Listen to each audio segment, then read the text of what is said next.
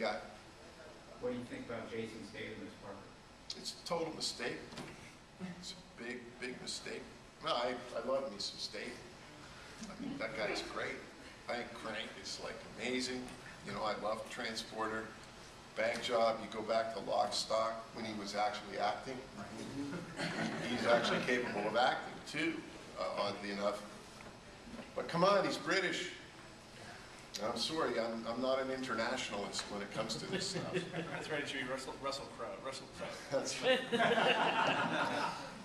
Well, there's a valid argument out there right now, and it has to do with the notion that, you know, Hollywood's kind of become this sort of rarefied greenhouse where they grow little creatures called Shia LaBeouf and Ryan Gosling and Ashton Kutcher.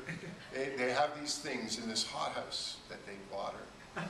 And there really aren't any American men, you know, left. And Bruce Willis is past, he's over the curve now. They can't just, there's not that default answer anymore. There's no one there to play this character, to be quite honestly, or any of them. I mean, this is the reason they're hiring Welshmen for everything. There's a Welsh Batman. That cat who played Superman in the last movie, he wasn't American, Australian. Statham. It's like we've got a generation of without any American men in it, right? We literally do. We have a lot of styling American boys. But there are no American men out there, and it must be murder casting these things. Like I sat trying to cast the Parker movie, you know, based on this. I'm thinking, okay, today who would I get? And honestly, the closest I could get to an American to play the part was Clive Owen. I mean, you know, it's there's that guy in Inglourious Bastards, the quiet guy, kind of Charles Bronson guy, who ends up getting killed in the bar. The guy with the knife. Yeah, yeah. That guy would be good. I don't know if he can act though. But he sure looked it. And yeah, there's just nobody in Hollywood these days in that age range that looks like they've really lived, or that has really lived. So I don't know. When you get into casting something like that, there has to be a certain authenticity, or you know, a really great actor. But it seems like every new movie star now is coming from some long-running TV show. You know, it's all from teen sitcoms. Yeah, it's just a different world. And comics too, same thing. You know, the guys who made the first generation of comic books came from everywhere into comics, and now we're bred to draw comics with all this inside history and all this stuff. So it's very different.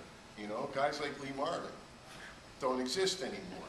You know, Charles Bronson, like these were just guys out there working shovels somewhere, and they thought, yeah, acting class, that might be fun.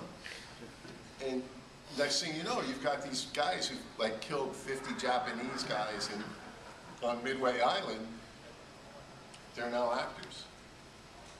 You know, Clint Eastwood was digging swimming pools when he was 36 years old, when he got the call for Rawhide. Like these guys lived on some level before they ever achieved that fame. And you see it in their faces. People responded to it. You look at Edward G. Robinson. That guy was the biggest movie star in the world in 1939. He was box office gold. He's the ugly, tubby little guy. See? He was the king of Hollywood, now? Right? Humphrey Bogart. You know? These were the men that ruled Hollywood back then because people wanted to see real people. And you know, that's changed quite a bit. Toy draft. And yeah, it makes it difficult. It must make it difficult in a situation like that. We need a new, maybe a bunch of guys coming out of Afghanistan with drinking problems or something. Get them all into acting school.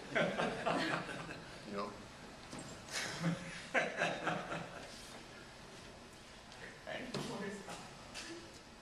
I was wondering what your influence were of the drawing. Oh. If you had an influence, because all I can tell you is that in Europe your drawing is very popular, and it's not the case for all comics, but your books sell in Europe, in France. And I was wondering what the influence was, because it's not like any comic book, it's very special. Is it you, just you, or did Oh, you? absolutely not. I don't think there's anything about me that's original. I'm a composite of everything that I love. And you get into my influences regarding art, you know, they're mostly classic. And I think that's one of the reasons maybe Europeans respond to my work. They too, you know, Europeans never lost their love for adventure strip artwork. You know, the work of Frank Robbins, Milton Caniff, Alex Toth, Noel Sickles. Those guys are like the foundation of my work. That's where my work comes from. And it's been filtered through everything else. You know, every film, every illustrator. You know, we can talk about Juan Miro if you'd like. And you know, my whole sense of space and abstraction was developed by Spanish artists,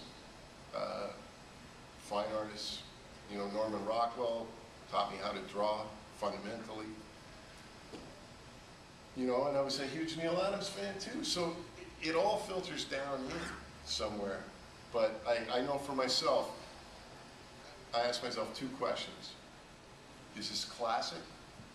Like, will it last? Will it date? Or is it 1970s haircuts? Yeah, you know, it's like, is this classic? Will this stand on the shelf? You know? And the other question I always ask myself is, how quickly can I do it? Because I'm very lazy. Very lazy. And that's how I ended up.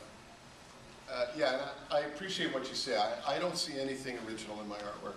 I see the sum of a lot of great artists that I have drawn from in order to tell stories.